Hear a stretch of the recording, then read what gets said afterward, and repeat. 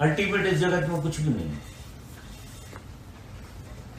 क्योंकि जो खेल तो मन से ही चल रहा है ना, बोलना तो मन से ही हो रहा है। तो मन जो है अल्टीमेट कैसे कह सकता है कि ये चीज 100% है? तो शायद या संभावना लगती है तो 90% तक ले जाती है। 90% यस, 10% नो, ऐसा रहता है। लेकिन ये नहीं कह सकते कि 100%। ये भविष्य का यही तो है कि भविष्य जो है ना उसमें बहुत चीजें जुड़ जाती हैं, बहुत चीजें निकल जाती हैं, इसलिए कोई भी भविष्यवाणी नहीं कर सकता किसी घटना का 100%। वो 90 तक ले जाएगा, फिर इधर उधर जाए। और बहुत समझदार आदमी तो शायद ही बोलेगा। शायद बुद्ध ने कभी किसी को नहीं कहा कि यस या नो। हर आदमी की बात पे वो शायद हो जाए, शायद ना हो जाए, ऐसा खेल है।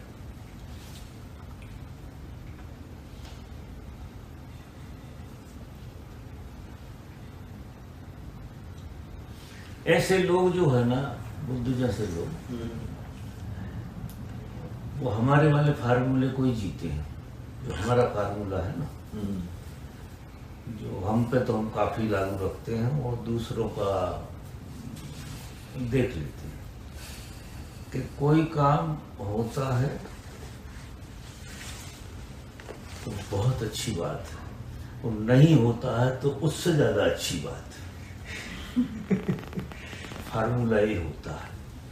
कारण क्या होता है कि जो चीज अस्तित्व में आई नहीं है, आएगी नहीं, वो आपको सताएगी नहीं, और जो चीज अस्तित्व में आएगी वो आपको परेशान तो करेगी, क्योंकि उसका अस्तित्व होता है कोई चीज का।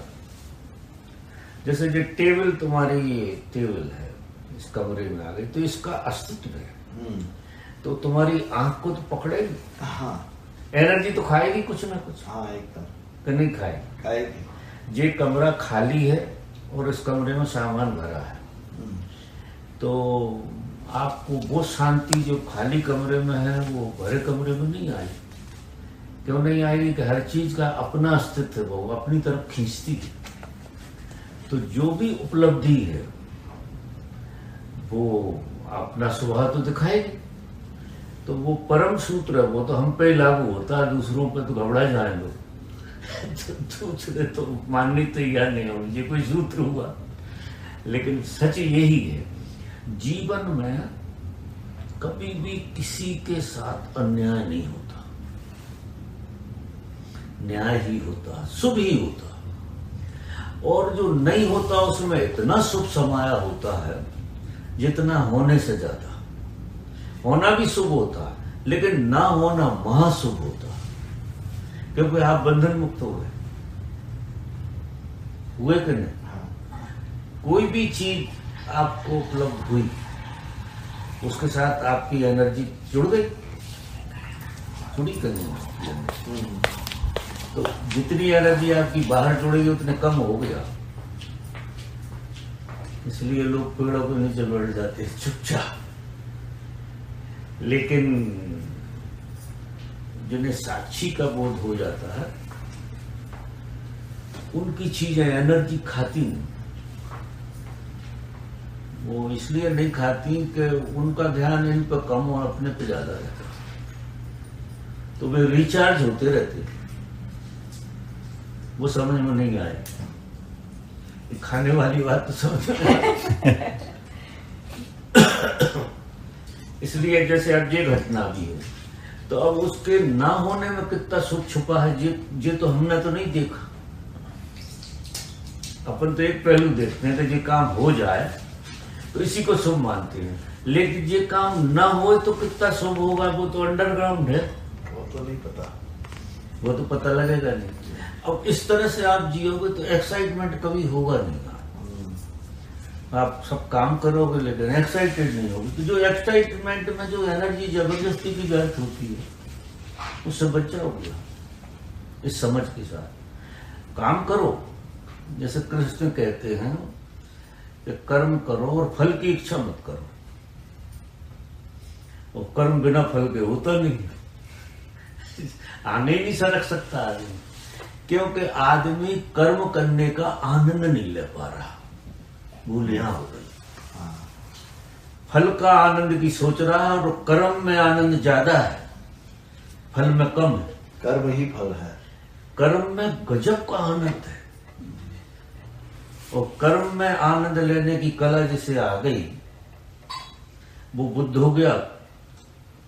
मानो वो जो कर्म प्रधानता आ गई उसके अंदर, 3 रास्ते हैं, एक ज्ञान का, एक भक्ति का, एक कर्म का। तो ना ध्यान की जरूरत है, ना भक्ति की जरूरत है। कर्म में अगर आनंद आ गया तो आप उपलब्ध ही हैं, क्योंकि आनंद जिस चीज में आएगा वो चीज हमें मुक्त करे। उसके फल की आप ज्यादा नहीं सोचेंगे, कर्म का मजा लेंगे तो बहुत आनंदित रहेगा आदमी। और कर काय को रहा है, फल पाके भी क्या होगा, आनंदित होगा, ऐसा सोचा है उसने। फल पाके आनंदित होऊंगा, एक दिन फल आएगा, वो दिन कभी नहीं आएगा, आज तक किसी का नहीं आया। जिनको मजा आया है उन्हें कर्म में ही आया है, कर्म प्रधान। तो 95% लोग तो कर्म को ही जीते हैं। अगर कर्ता को हटा दो तो तुम जो कर रहे हो वो सेवा है। कर्ता को हटा दो, क्योंकि कोई भी आदमी अपने लिए कहां करता है, अपने लिए तो बहुत कम करता है, दूसरों को ही करता है। कोई भी आदमी, आप अंदाज लगा लो, आप बीवी को कर रहे होगे, बच्चों को कर रहे होगे, माँ को कर रहे होगे, बाप को कर रहे होगे, या सोसाइटी को कर रहे हो, किसी न किसी के लिए तो आपको अपने लिए करने के लिए तो ना की जरूरत है, बिल्कुल ना की। आपसे प्रकृति करा रही है दूसरों के लिए, और कर्ता को हटा दो तो सेवा हो गई, धर्म घट गया। नहीं आ रही समझ गया मैं बाबा। वो कर्ता को जो हटाना है, हाँ, वो जो विटनेसिंग का पार्ट है, वो इसमें विटनेस की जरूरत नहीं है, इसमें समझ की जरूरत है। कर्ता को हटा ही दिया कंप्लीटली, जैसे मैं हुई नहीं। देखो, कर्ता को हटाओगे जब कर्म में मजा आने लगेगा तो कर्ता हट जाएगा, क्योंकि क्रिया ही आनंद है। अगर क्रिया आपके भीतर नहीं हो रही तो आपको जीवंतता का बोध ही नहीं हो। क्रिया, इसलिए सबको प्रकृति ने क्रिया में डाल रखा। पेड़ पौधे भी क्रिया कर रहे हैं, पक्षी भी क्रिया कर रहे हैं, मनुष्य भी क्रिया कर रहा है, लेकिन क्रिया के साथ कर्ता डेवलप कर लिया उसने, भूलजे हो गई और कुछ भी नहीं हुआ। तो क्रिया को एंजॉय तो करता ही करता है ना बाबा? नहीं, तो क्रिया को एंजॉय कौन करता है? कर्ता नहीं कर सकता, नहीं कर सकता। नहीं करता तो फल देखता रहता, तनाव बना रहता। कर्ता जो होता है, कर्ता ने तो ये माना कि मेरा ऐसा हो ही जाना चाहिए, और क्रिया वाला जो आनंद लेगा वो काम को हो या ना हो, क्रिया का आनंद तो है, क्रिया का आनंद है। और क्रिया में जिसको आनंद आता है उसे फल भी अच्छे मिलते। मजा जी है, क्रिया में आनंद होगा तुम्हारा मकान कितना बढ़िया बनेगा, और क्रिया में तनाव होगा तो कहीं बिगाड़ करे लोग, कहीं ना कहीं उलझ जाओगे। तो क्रिया में आनंद होना चाहिए।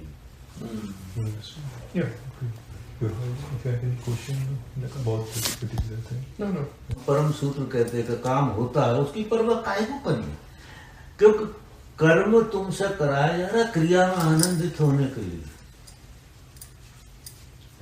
ऐसे मानो, जो तुम समझो प्रकृति के तुम नृत्य में शामिल हो गए। अगर क्रिया में आनंद हो रहा है तो अब तुम्हारा जीवन नृत्य हो गया। परमात्मा तो नटराज कहा है कि वो नाच रहा है, और क्रिया में आनंद जैसे आ रहा है वो नाच ही रहा है ना, नहीं नाच जिसको आनंद आ रहा है तो वो तो नाच ही रहा है। नृत्य तो फल तो उसे मिल ही रहा है, मिल ही रहा है। बात की क्या चिंता करनी है? पर बाबा कर्ता को जैसे हटाना है तो उसको हटाने का तरीका विटनेसिंग ही है या खाली बस का कर्म में आनंद ले? कर्म में आनंद अगर आने लगा तो कर्ता रहेगा ही नहीं, क्योंकि कर्ता तो रिजल्ट में घुसा है। तो बाबा आनंद कैसे आएगा? आनंद तो वो क्रिया में आता है, जैसे सेक्स भी एक क्रिया है, तो परिणाम से ज्यादा सेक्स में क्रिया में आनंद है कि नहीं? वो क्रिया बंद ना हो ऐसा लगा रहता है, क्योंकि रिजल्ट की सोचते हो क्या आप उसमें? नहीं। रिजल्ट तो बिगाड़ देता है, जल्दी आ जाता है रिजल्ट, और वो क्रिया लंबी चले तो कितना मजा आता है। वो एक उदाहरण के लिए कह रहा हूं। इसी तरह से क्रिया में आनंद है, तो वो आनंद लाने क्रिया के अंदर। हाँ, और वो आपको थोड़ी सी परिणाम को भूलने की बात हो जाए, एक सूत्र आपको समझ में आ जाए कि काम होता है तो मेरे हित में, नहीं होता तो मेरे हित में, गलत कुछ नहीं हो रहा, क्रिया में आनंद आने लगेगा। अब अपन जी कब सोचते हैं कि जो काम हो रहा है वो मेरे हित में है तो ठीक हो, ना हित में तो ठीक, कैसे कोई सोच सकता? वहां कर्ता आ जाता है, वहां क्रिया में आनंद नहीं रहता। बड़ा मुश्किल होता है वो। मुझे जब मैं बोलता हूं, आप सुनते हो, तो मुझे ऐसा लगता है कि ये बात अगर तुम सच में समझ जाओ तो तुम अभी हर मुक्त हो, तुम इतने मजे में जियोगे जिसका कोई हिसाब नहीं, और कर्म सब होते रहेंगे। क्योंकि यहां जो है ना, हैपनिंग है थ्रू यू, घटनाएं घट रही हैं, आप माध्यम हैं, उसका मजा लो आप, क्योंकि हम सब माध्यम हैं। वो क्रिया घट रही, वो इनपुट अंदर भरा ही हुआ है, वो एक्सप्लोड हो रहा है पूरा का पूरा जो भी है। तो अब विकसित तो हो ही रहे हो यार क्रिया के बाद, क्या परिणाम चाहिए, उसका आनंद लो आप। तो जो बहुत समझदार लोग होते हैं वो क्रिया में आनंद लेने लगते हैं, और इतना सुंदर हो जाता है उनका, परिणाम भी अच्छे आते हैं, क्योंकि जिसकी क्रिया में आनंद होगी उसका रिजल्ट भी बढ़िया है। अब हम रिजल्ट पहले लेते हैं, क्रिया में आनंदित नहीं होते, सब बिगड़ जाता है। माने गैस स्टैंड बदलने का खेल, इस तरफ से पकड़ोगे सीधी है चीज, उस तरफ से पकड़ोगे वही चीज उल्टी है। लेकिन दुनिया की सोच उस तरह की, शायद मेरी बात समझ बाबा बिल्कुल समझ में आई, मैं बहुत अच्छा लगा, मतलब मैं तो हरिओम, शायद तुम्हें समझ में आ जाए तो तुम थोड़ी बहुत तो आई होगी। मैं ये सोच रहा था कि ये क्रिया में आनंद तो मुझे आता है, जब भी मैं कुछ भी क्रिएटिव काम करता हूँ, कुछ रिपेयर करता हूँ, कुछ बनाता हूँ, बाहर काम करता हूँ, आनंद तो भरपूर आता है, थकान नहीं होती है उस वक्त। आनंद में थकान कहाँ से? हाँ, आती नहीं, वो तो बहुत देर के बाद आएगी, आएगी नहीं, आएगी नहीं, आएगी। लिमिट तो सब चीज की होती तो फिर बार बार मैं वापस क्यों आ जाता हूँ अपने आप में, थोड़े समय के बाद वो कंटिन्यूएशन क्यों नहीं होता है वो, और वहां से खुलना क्यों नहीं होता है? नहीं, वो खुलना इसलिए नहीं होता कि वो आनंद भी आ रहा है लेकिन लोभ भी पड़ा हुआ है, नजर लोभ पर लगी हुई है, तो क्रिया में कर्ता घुस गया है। अगर क्रिया में कर्ता नहीं घुसा है तो रास्ते ऐसे निकलते हैं, आगे से खुलते हैं ऐसे, तुम्हें रास्ता खुलता नजर आएगा कि जी गेट खुल गया, इसमें जाना है। क्योंकि आदमी का जो खोपड़ा है और उसका जो इंटेलिजेंस है परमात्मा से जुड़ा हुआ है, अनंत संभावना लिए है एक आदमी, अनंत संभावना है, सिर्फ ढंग नहीं है उसको खोलने का। और जो इसी सूत्र में नहीं खोल पा रहा, लोभ या भय, दो चीजें उसकी परिपक्वता नहीं होने देती, या तो लोभ होता है या भय होता है, और दोनों चीजें क्रिया में आनंद कैसे कर सकते? वो जिंदगी संसार में जैसी चल रही है वो लोभ और भय की, दोनों ही है थोड़ा, है? दोनों ही है। हाँ, भय थोड़ा पता कहीं ना कहीं है, तो वो लोभ की तरफ भय खींचता तो ये है कि बिगड़ ना जाए, हाँ, लोभ ये है कि सब ठीक हो जाए। बस एक ही चीज है दोनों। दो लोभ और भय दोनों ही है, हाँ, एक ही सिक्के के दो पहलू। जहां भय है वहां लोभ है, जहां लोभ है वहां भय है। और फिर इनके बीच में कर्ता खड़ा हो गई कि मैं संभाल लूं, जबकि आपका सब कुछ समरा हुआ है। अगर परम सूत्र में जाओगे तो सब समरा हुआ है। जो मेरे हिसाब से समझ से अगर जीना शुरू किया ना गेस्टाल, तो आप देखोगे कि ऐसी कोई चीज होगी। अभी एक चीज देखो, तुम्हारे अतीत को ले जाओ और आप खड़े होकर देखो क्या बुरा था, बहुत अच्छा था। वहां से लगा कि आज तक, और जब उसे लड़ रहे थे, मर रहे थे, जब कितने तर्क वितर्क थे और परेशान थे, और आज मैं 70 साल में 40 साल में ऐसा रहा, तो आगे क्यों गड़बड़ करते हो?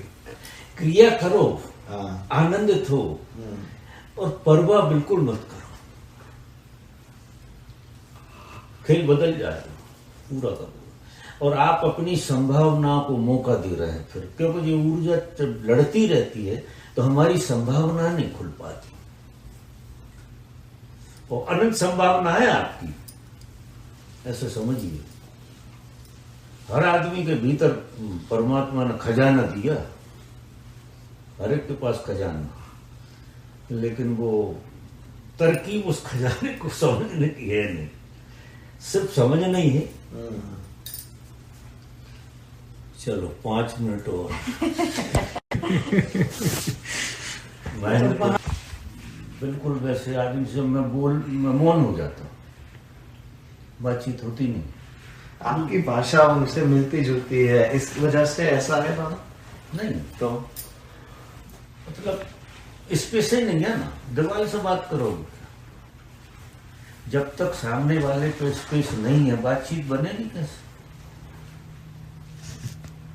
बातचीत बनती जब है जब सामने स्पेस होता है, कोई समझने वाला होता, थोड़ा बहुत, तो फिर होती है। जब कोई बिल्कुल ही समझने तैयार नहीं, वहां आप बंद नहीं हो जाओ, वो तो सब